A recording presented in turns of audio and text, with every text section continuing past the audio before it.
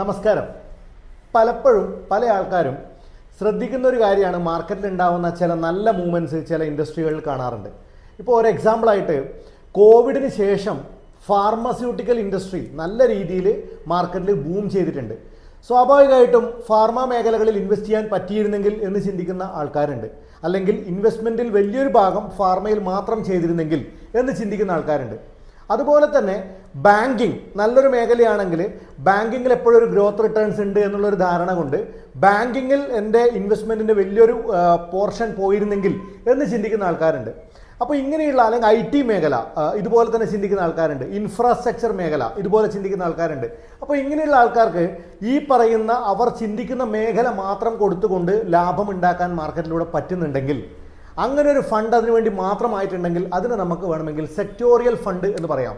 Sectorial fund, ഇവിടെ sectorial ഫണ്ടുകളെ സംബന്ധിച്ചിടത്തോളം പലപ്പോഴും ഉണ്ടാകുന്ന ഏറ്റവും വലിയ ബെനിഫിറ്റ് എന്താണെന്ന് ചോദിക്കുകയാണെങ്കിൽ, സെക്ടോറിയൽ ഫണ്ട് നമ്മൾ ഏതെങ്കിലും ഒരു മേഖലയിൽ അല്ലെങ്കിൽ ഒരു സെക്ടറിൽ മാത്രം ഇൻവെസ്റ്റ്മെൻറ്റ് ചെയ്തുകൊണ്ട് ലാഭം ഉണ്ടാക്കുന്ന ഒരു സ്പെസിഫിക് ആയിട്ടുള്ള ഒരു ഫണ്ട് പോർട്ട്ഫോളിയോ ആണ് എന്ന് വേണമെങ്കിൽ നമുക്ക് പറയാം.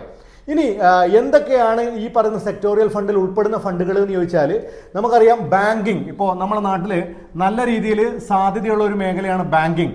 സോ ബാങ്കിങ് നമുക്ക് വേണമെങ്കിൽ സെക്ടോറിയൽ ഫണ്ടായിട്ട് കാണാം.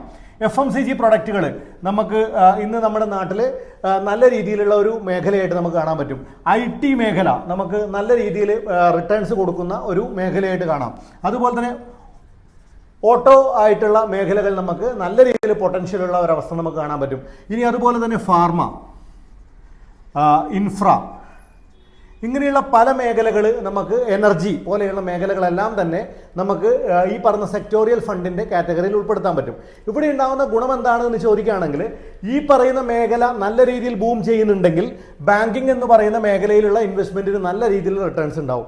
ഇനി എന്തൊക്കെയാണ് അല്ലെങ്കിൽ എങ്ങനെയുള്ള ആൾക്കാരാണ് ഈ ഫണ്ടുകളിൽ നല്ല രീതിയിൽ ഇൻവെസ്റ്റ്മെൻറ്റ് ചെയ്യേണ്ടത് എന്ന് നമുക്കൊന്ന് നോക്കാം. ആദ്യമായിട്ട് ഈ പറയുന്ന പ്ലാനുകളുടെ ഫീച്ചർ നോക്കുകയാണെങ്കിൽ, ഇത് ഞാൻ നേരത്തെ പറഞ്ഞു ഏതെങ്കിലും ഒരു പെർട്ടിക്കുലർ മേഖലയിൽ മാത്രമേ ഇൻവെസ്റ്റ് ചെയ്യുള്ളൂ എന്ന് പറഞ്ഞു. അപ്പോൾ അതുകൊണ്ട് തന്നെ ഇതിൻ്റെ റിട്ടേൺസിൻ്റെ സാധ്യത എങ്ങനെയായിരിക്കുമെന്ന് ചോദിക്കുകയാണെങ്കിൽ, കമ്പാരിറ്റീവ്ലി നല്ല റിട്ടേൺസ് ആണ് പ്രതീക്ഷിക്കുന്നത്. നല്ല റിട്ടേൺസ്, അതായത് high chance of getting profit എന്ന രീതിയിൽ പ്രോഫിറ്റിൻ്റെ ചാൻസ് വളരെ ഹൈ ആണ്. പക്ഷേ ഈ ഫണ്ടിൽ പ്രത്യേകം ശ്രദ്ധിക്കേണ്ട ഒരു കാര്യം, നമുക്കൊരു 5+ ഇയേഴ്സ് വെയിറ്റ് ചെയ്യാൻ പറ്റുന്നവർക്കാണ് ഇതിൻ്റെ ശരിയായ ഗ്രോത്ത് സാധാരണയായിട്ട് എടുക്കാൻ പറ്റുക.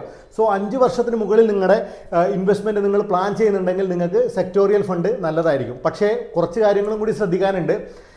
ഈ പറയുന്ന കാറ്റഗറിയിൽ നമ്മൾ പറഞ്ഞു ഇതിൻ്റെ ഗുണങ്ങൾ നമ്മൾ പറയുമ്പോൾ സ്വാഭാവികമായിട്ടും നമ്മൾ പറഞ്ഞു ഇതിൽ നമ്മൾ ഏതെങ്കിലും ഒരു മേഖലയിൽ മാത്രമേ ചെയ്യുന്നുള്ളൂ. ഇനി ഇതിൻ്റെ ന്യൂനത എന്താണെന്ന് ചോദിച്ചാൽ അത് തന്നെയാണ്. അതായത് ഡൈവേഴ്സിഫിക്കേഷൻ എന്ന് പറയുന്ന മ്യൂച്വൽ ഫണ്ടിൽ ഉണ്ടാവുന്ന വലിയൊരു സാധ്യത ഇവിടെ ഇല്ല എന്ന് പറയാം.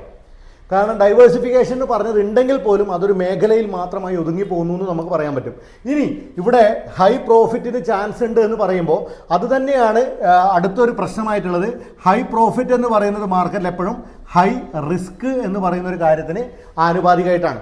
റിസ്ക് കൂടുതലുള്ള ഫണ്ടുകൾക്കാണ് റിട്ടേൺസിൻ്റെ സാധ്യതയും കൂടുതൽ ഉണ്ടാവുക. ഇനി മൂന്നാമത്തെ കാര്യം, ഇത് എങ്ങനെയുള്ള കസ്റ്റമേഴ്സിനാണ് ഈ പറയുന്ന ഫണ്ട് എന്ന് പറഞ്ഞ് നമ്മൾ പറഞ്ഞു 5 ഇയേഴ്സിന് മുകളിലുള്ളതാണ്. 5 ഇയേഴ്സിന് മുകളിലുള്ള എല്ലാ കസ്റ്റമർക്കും ഈ ഫണ്ട് പറ്റിയതാണോ എന്ന് ഒരിക്കലുമല്ല. നിലവിൽ ഫ്ലെക്സി ക്യാപ്പ് പോലെ, മൾട്ടി ക്യാപ്പ് പോലെ, അല്ലെങ്കിൽ നമ്മുടെ ലാർജ് ആൻഡ് മിഡ് ക്യാപ്പ് പോലെയുള്ള ഫണ്ടുകളൊക്കെ ഇൻവെസ്റ്റ് ചെയ്ത് രണ്ടാമതൊരു ഇൻവെസ്റ്റ്മെൻറ്റിനെ പറ്റി ചിന്തിക്കുന്ന കസ്റ്റമേഴ്സിനാണ് ഈ ഫണ്ടുകളിൽ കുറച്ചുകൂടി ലാഭം ഉണ്ടാക്കിയെടുക്കാൻ പറ്റുക. അല്ലെങ്കിൽ അതിന് വേണ്ടിയിട്ട് അവർക്ക് മനസ്സിലാകാൻ, അല്ലെങ്കിൽ മാർക്കറ്റിൻ്റെ അപ്പ് ആൻഡ് ഡൗൺസ് കൃത്യമായിട്ട് മനസ്സിലാക്കാൻ പറ്റുന്ന ആൾക്കാരാണ് ഇതിൽ ചെയ്യേണ്ടത്. കാരണം ഈ ഫണ്ടുകൾക്ക് ഒരു ഷാർപ്പൻ ഗ്രോത്തും ഷാർപ്പൻ ഡൗൺ ആയിട്ടുള്ള ഒരു ട്രെൻഡും കാണാറുണ്ട്. അതായത് പെട്ടെന്നൊരു ഗ്രോത്ത് ഉണ്ടാവുക, പെട്ടെന്ന് തന്നെ ഗ്രോത്ത് താഴേക്ക് പോവുക എന്ന് പറയുന്ന ഒരവസ്ഥയും കൂടി ഈ പറയുന്ന സെക്ടോറിയൽ ഫണ്ടുകൾക്ക് ഉണ്ടാവാറുണ്ട്. സോ നമ്മൾ ഇൻവെസ്റ്റ് ചെയ്യുമ്പോൾ നിങ്ങളൊരു തുടക്കക്കാരനാണ് ഇൻവെസ്റ്റ്മെൻറ്റ് അല്ലെങ്കിൽ ഒരിക്കലും നിങ്ങൾ സെക്ടോറിയൽ ഫണ്ട് ചൂസ് ചെയ്യാൻ പാടില്ല.